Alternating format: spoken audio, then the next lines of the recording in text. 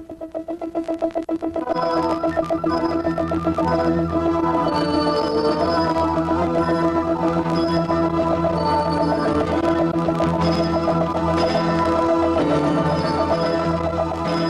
videotape will show you how springs can be made on the lathe. When springs are manufactured in large quantities, special spring winding machines are used. However, when a small number of specialized helical or coil-form springs are needed for repair work, it is common practice to wind them on the lathe. After viewing this videotape, you should be able to write down some of the safety precautions required in the shop and for winding springs on the lathe, and write down the setup procedures and steps in winding springs on the lathe. Some of the safety precautions to be observed are: always wear your safety glasses. Remove rings, watch, and other jewelry to avoid getting them caught on moving parts. Wear short-sleeved shirts or keep long sleeves rolled up above the elbow. Be extremely careful when cutting spring wire after winding on the lathe. And keep your hands away from springs when tension is being released. Coil springs are basically of two types: tension springs, sometimes called extension springs, and compression springs. A tension spring, when it is at rest, has all the coils resting against or touching each other. Tension or pull will spread the coils apart, but the tendency of the spring is to return to the original or shorter length. The spring used to keep a screen door closed is an example of a tension spring. A compression spring, when it is at rest, has its coils separated from each other by a definite distance. The valve spring in an automobile is an example of a compression spring. By pushing on the ends of the spring, it will become compressed or shortened, and its tendency will be to return to its original or longer length. There are many factors which must be taken into account when selecting the type and grade of wire for winding springs. Some of these factors are resistance to fatigue, resistance to corrosion, and exposure to high or low temperatures. The best material available for making small springs is music wire. Although it is more expensive than ordinary spring wire, it can retain its characteristics when subjected to higher stresses.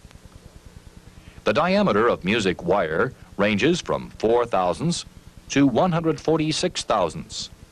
Much additional information on the materials used for springs and spring winding operations can be found in the Machinery's Handbook. To wind a spring on the lathe, you first need a mandrel of the proper size. Next, select the wire of the required material and diameter. To hold the wire without putting a dent or kink in it, pass it between wooden or brass blocks to keep a uniform tension on the wire so that it can be wound tightly against the mandrel. One end of the wire is held in place by either fastening it between a chuck jaw and the mandrel, or by passing it through a hole in the mandrel. Whenever a mandrel of less than 3/8 inch diameter is used, the end of the mandrel is supported by a tailstock center to maintain its rigidity. The spindle speed of the lathe is geared down to the same speed as is used in cutting screws. For this demonstration, we will make a spring using music wire. Refer to a chart and determine the arbor diameter for winding springs made from music wire. In this example, we will select a 3/8 inch diameter mandrel and use 20 gauge music wire to make a 1/2 inch diameter tension spring. Set up the lathe with one end of the mandrel held in the chuck and the other end supported by a tailstock center. Set the spindle at 45 RPM as for thread cutting, and the quick change gearbox at 22 threads, which is the number of turns to be made on the spring. The quick change gearbox setting can be read from a table, or it can be calculated by dividing 1 inch by the wire diameter for tension springs. For compression springs, the quick change gearbox setting is calculated by dividing 1 inch by the wire diameter and then dividing by 2, or whatever distance you want between the coils on the spring. Place the tool holder in the tool post and pass the wire under the brass block.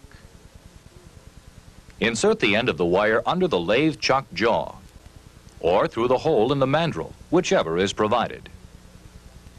Align the carriage so that the wire is coming off the mandrel perpendicular to the axis of the lathe. With the carriage traveling toward the tailstock, engage the clutch, and after about 2 turns of the spring, engage the half nut. It is necessary to keep an even and constant pressure on the spring wire during the winding operation. Too little tension will not pull the wire down tight on the mandrel to form the proper size spring. And if too much pressure is exerted, the wire is liable to break. Allow the spring to wind down the mandrel to the desired length. Disengage the half nut and allow 2 extra turns to wind on the mandrel. Carefully release the tension on the wire. Cut it at the required length, and then remove the completed tension spring from the mandrel. The extra coils can be used to make a hook on the end of the spring. The procedure for winding a compression spring is identical to one used for tension springs, with one variation. The setting on the quick change gearbox must be changed to provide a space between the coils of the spring. In review, coil or helical springs are of 2 types: tension or compression.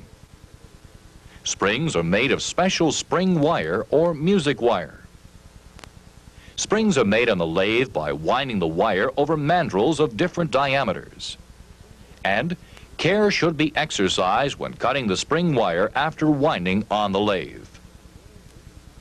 Only individual springs or a very small quantity of springs are made in the machine shop using this process. However, it is valuable knowledge to the machinist.